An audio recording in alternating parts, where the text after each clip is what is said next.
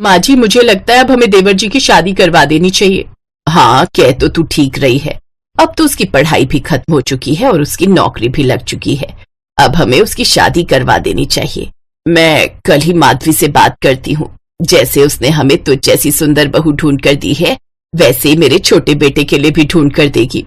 ओफो मम्मी जी, उनसे बात करने की कोई जरूरत नहीं है। आप मेरी छोटी बहन रोशनी को तो जानते ही हो, वो पढ़ी लिखी भी है और खूबसूरत मॉडर्न भी। अरे हाँ, वो तो कुछ समय पहले मॉडलिंग भी कर रही थी ना। वो तो मुझे बहुत पसंद है। वो काफी मॉडर्न और स्टाइलिश भी है। अरे वाह, आपको पता है रोशनी को भी प्रांजल बहुत पसंद है।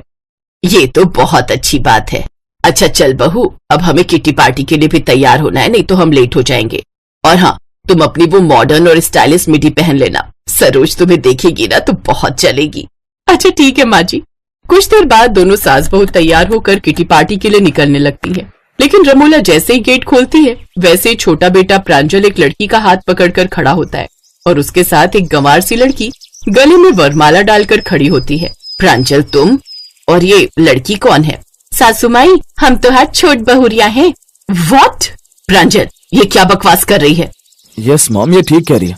मैं अपने दोस्तों के साथ मसूरी गया था, वहीं मुझे एक ढाबे पर कजरी मिली और इसकी बातें सुनते सुनते मुझे इससे प्यार हो गया और मैंने इससे वहीं शादी कर ली। ये तू क्या कह रहा है? तू इस गवार को मेरी बहू बना कर ले आया? तुमने तो हमारे खानदान की नाक ही कटवा दी देवर जी। रमोला और गुंजन समझ गए थे कि अब वो चाहकर भी कुछ नहीं कर सकते। ऐसे वो दिन बीत जाता है। फिर अगली सुबह गुंजन खांसते हुए अपने कमरे से आती है। ओह गॉड, ये सारे घर में धुआं धुआं कैसे हो गया? माँ जी, माँ जी। अरे बहू, ये सारे घर में धुआं कहीं ऐसा तो नहीं अपनी रसोई में आग लग गई है? चलो जल्दी से चलकर देखते हैं, इससे पहले कि आग ज्यादा बढ़ जाए। वो दोनों जल्दी से रसोई की तरफ जाती हैं, जहां कजरी जमीन पर बैठकर चूल्हे पर खाना बना रही थी। हे भगवान, ये इस गवार ने क्या कर दिया? अरे ओ गवार, ये क्या कर रही है तू? हमारी पहली रसोई की रस्म है ना सासू माई, तो अपना हाथ से आप लोगन के लिए बढ़िया बढ़िया पकवान बनावत रही। अरे बेवकूफ, इतना बड़ा गैस तुझे दिखाई नहीं दिया क्या जो चूल्हे पर बैठ गई बनाने? हमको ना आवत है इस शहरी रसोई में खाना बनाने, इसलिए आंगन से मिट्टी लाकर हम ही चूल्हा बनाकर तैयार कर दिए। और जो इस चूल्हा के खाने में मजा आवत है ना, वो आपके गैस में नहीं। ओह गॉड, ये किस गवार को ले आया मेरा बेटा ब्याह कर? ऐसे तो ये पूरे घर का नाश कर देगी। ऐसे समय बीतता है। रमोला और गुंजन बहुत कोशिश करते हैं उसे शहरी तौर तरीके सिखाने की, लेकिन कजरी तो जैसे कुछ समझना ही नहीं चाहती थी। वो तो हमेशा अपने देसी जुगाड़ को ही बेहतरीन मानती थी।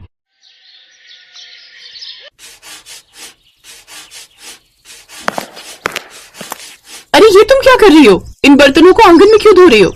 हमको वो क्या कहते हैं, कंफर्टेबल फील नहीं होता है उस सिंक में बर्तन धोकर, इसीलिए हम यहाँ आंगन में ही धोएंगे। पता है गांव में भी हम ऐसे ही धोते थे। अरे तो ये तेरा गांव नहीं है, देख तो जरा आसपास के लोग कैसे मजाक बना रहे हैं हमारा। अरे सासू माई, आप गाना नहीं सुना का? लोगों का काम है कहना, ये हमारा घर है और हम अपना घर में जो मर्जी करें, इस सबसे केहू का क्या फर्क पड़ता है? ऐसे ही समय बीता। फिर कुछ महीने बाद दोनों बहुएं एक साथ गर्भवती हुई। भगवान का लाख लाख शुक्र है जो उसने मुझे एक साथ ये खुशखबरी सुना दी। मुझे तो यकीन ही नहीं हो रहा मेरी दोनों बहुएं प्रेग्नेंट हो गई। अच्छा, अब से तुम दोनों को कोई भी काम करने की जरूरत नहीं है। मैंने तुम दोनों के लिए एक एक मेड रख दी है, अब से वही सारा काम करेंगी तुम्हारा। अरे नाही नाही माँ जी, ये सब की कोनो जरूरत नहीं है। हम गांव की मिट्टी में पले बढ़े हैं, हम अपना काम खुदे कर सकते हैं, हमको कोनो काम वाली की जरूरत नहीं है। अब जहाँ गुंजन आराम से बेड पर रेस्ट लेती है और अच्छी अच्छी हेल्दी चीजें खाती है, तो वहीं कजरी घर के कामकाज में लगी रहती। कजरी, कब से तू घर के काम में लगी है, अब आराम कर ले। और ये ले, ये तेरे लिए फल लाई हूँ, खा ले। अरे नहीं सासू माई, हमको ये फल वल नहीं खाना। हमको तो गट्टे की सब्जी खाने का मन कर रहा है जो कल रात हमने बनाई थी, वो थोड़ी सी बची है, हम उसी में 3 रोटी खा लेंगे। ये फल तो आप खाओ, आपको इसका ज्यादा जरूरत है। हमने बचपन में खूब घी मक्खन खाया है, हमरे अंदर खूब ताकत है, आप खाओ। इसी तरह कजरी वही करती जो उसे ठीक लगता। ऐसे उनके 9 महीने पूरे हो जाते हैं और अब उनकी डिलीवरी का वक्त आ जाता है। देखिए, आपकी बड़ी बहू की डिलीवरी तो बहुत ही आसानी से हो गई, लेकिन छोटी बहू की डिलीवरी में थोड़े कॉम्प्लिकेशंस हैं। लगता है प्रेगनेंसी में उन्होंने खूब काम किया है। फिर जैसे तैसे वो कजरी की डिलीवरी भी कर देते हैं। दोनों बहुएं एक एक बेटी को जन्म देती हैं। 3 दिन बाद वो हॉस्पिटल से वापस आ जाती हैं। गुंजन बहू, बेबी कैसा है? बिल्कुल ठीक है माँ जी, अभी नैनी उसे नहला रही है। मैंने उसे सारा सामान दे दिया और हर बात समझा दी है कि दिन में कब कब उसका मसाज करना है, उसे दूध पिलाना है, उसके कपड़े कब कब बदलने हैं। Very good. ऐसे ही कभी कजरी उसकी आंखों में भर भर कर काजल लगा देती। ये क्या बहू, तूने इस बच्ची की आंखों के साथ साथ इसके माथे पर, कान के पीछे और पैर के नीचे हर जगह काला टीका लगा दिया। सासू माई, इससे बच्चों को नजर नहीं लगत है। कजरी हर रोज ऐसी बच्ची की आंखों में भर भर कर काजल लगा देती, जिससे अक्सर उसकी आंखें लाल रहती, लेकिन फिर भी वो अपनी गवार हरकतों को नहीं छोड़ती। मेरी मुन्नी अब दूध के साथ साथ रोटी भी खाएगी। ले मुन्नी, रोटी खा। ये क्या कर रही है तू छोटी बहू? अभी वो 2 महीने की है, अभी से तू उसे रोटी खिला रही है। सासू माई, आप भी ना कुछ नहीं समझते। अरे मुन्नी, जितना जल्दी रोटी खाना शुरू करेगी उतनी ही जल्दी वो बड़ी होगी। अब कजरी इसी तरह अपने बच्चे के साथ कुछ न कुछ गवार हरकतें करती रहती। फिर एक रोज उसकी बच्ची का पेट काफी फूल जाता है, वो जोर जोर से रोने लगती है। कजरी घबरा जाती है। फिर गुंजन जल्दी से डॉक्टर को फोन करके बुलाती है। जब तुम लोगों को बच्चा पालना नहीं आता तो बच्चे पैदा क्यों करते हो? अरे 6 महीने से पहले तक बच्चे को सिर्फ दूध ही दिया जाता है। रोटी देने की वजह से ठोस चीज पेट में जाने के कारण इसकी पाचन क्रिया खराब हो गई है, जिस कारण इसे यह तकलीफ हुई है। अगर आप लोग समय पर नहीं बुलाते तो ये बच्ची तो 3 दिन में ही मर जाती। सुन लिया तूने कजरी बहू, डॉक्टर क्या कह रहे हैं? अरे गांव से होना कोई बड़ी बात नहीं, लेकिन अपनी गवार हरकतें बच्चे पर थोपना गलत है। हर चीज देसी तरीके से हो ये जरूरी नहीं, कभी कभी मॉडर्न तरीके से की गई चीज भी जरूरी होती है। हमें माफ कर दीजिए सासू माई, जेठानी जी, अब से हम अपने बच्चे का अच्छे से ध्यान रखेंगे। कुछ ही दिनों में गुंजन उसे शहरी रंग में ढाल देती है। अब वो अपने बच्चे का बहुत ही अच्छे से ख्याल रखती है। मुंबई शहर में राजरानी अपने 3 बेटों के साथ रहती थी। राजरानी का सबसे बड़ा बेटा धीरज एक बैंक में सरकारी कर्मचारी था, जबकि मंझला बेटा पुनीत और सबसे छोटा बेटा आरव बेरोजगार थे। राजरानी का परिवार शहर के नामी परिवारों में आता था। धीरज की शादी शहर की ही एक मॉडर्न लड़की एकता से हुई थी, जबकि पुनीत और आरव अभी कंवारे थे। सासू माँ, आज मेरी फ्रेंड्स घर पर किटी पार्टी के लिए आ रही हैं, तो मैं पार्लर जा रही हूँ तैयार होने के लिए। अच्छा, लेकिन तुमने तो मुझसे इस बारे में पूछा ही नहीं। अब क्या मुझे पार्टी करने के लिए भी आपसे परमिशन लेनी होगी माँ जी? ओहो, अच्छा ठीक है, तू जा, घर का काम मैं देख लूंगी। इसीलिए तो मैं आपसे कह रही हूँ कि मेरे दोनों देवरों की शादी आप करवा दीजिए। आखिर मैं भी कब तक अकेली इस घर की जिम्मेदारियों को उठाती रहूंगी? उनकी शादी हो जाएगी तो मुझे भी थोड़ा आराम मिल जाएगा।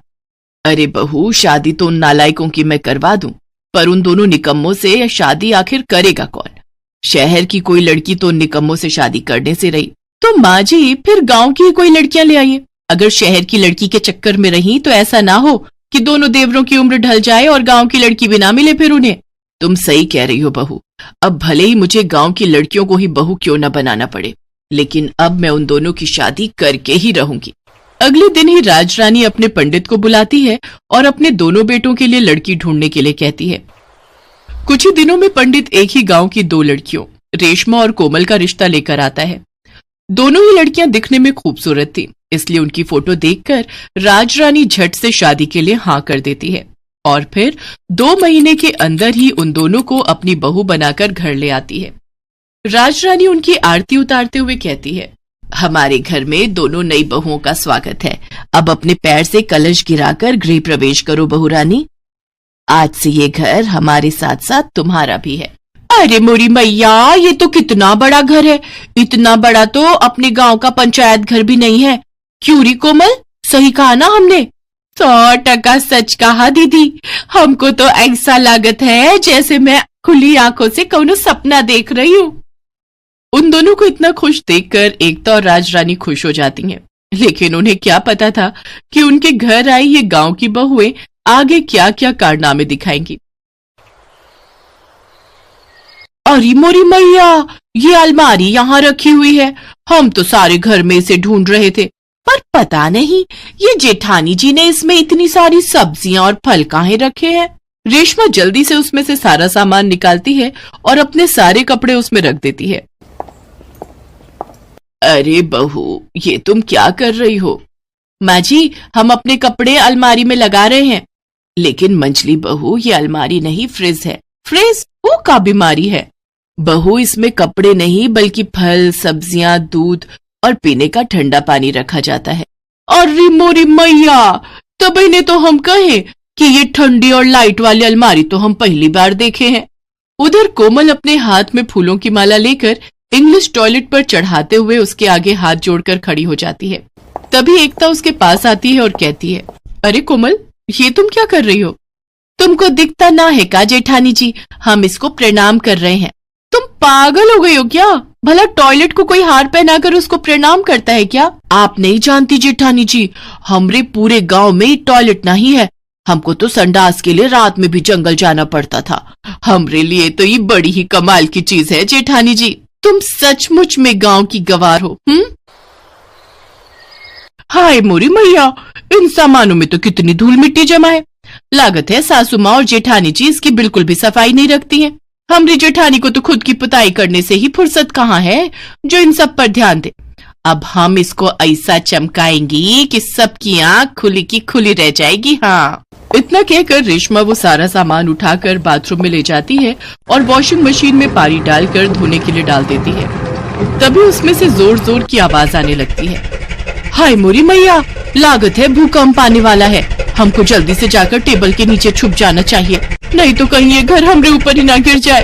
रेशमा जल्दी से जाकर टेबल के नीचे छुप जाती है। तभी मशीन की आवाज सुनकर राजरानी वहाँ आती है। ये मशीन इतनी जोर से आवाज क्यों कर रही है? राजरानी भागकर वॉशिंग मशीन के पास जाती है और उसे बंद कर देती है। हे भगवान, ये हो क्या रहा है इस घर में? फ्रिज में कपड़े रखे जा रहे हैं, मशीन में लैपटॉप धुल रहा है, टॉयलेट को माला पहनाई जा रही है।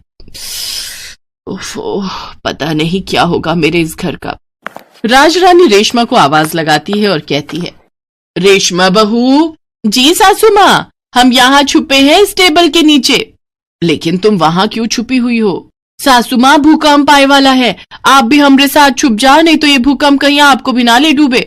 कोई भूकंप नहीं आ रहा है, जल्दी से टेबल के नीचे से बाहर आओ। क्या हुआ? भूकंप चला गया क्या? तभी वहाँ एकता और कोमल भी आ जाती हैं और राजरानी उनको सारी बात बताती है। अरे तुम दोनों गवार हो क्या? तुम दोनों की वजह से हमारा लाखों का नुकसान हो गया।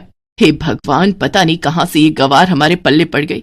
मैंने सोचा था घर में 2 बहू और आ जाएंगी तो मेरी सारी सिरदर्दी खत्म हो जाएगी, लेकिन मुझे क्या पता कि गांव की गवार से अपनी बेटों की शादी करने के बाद मेरी सिरदर्दी और बढ़ जाएगी।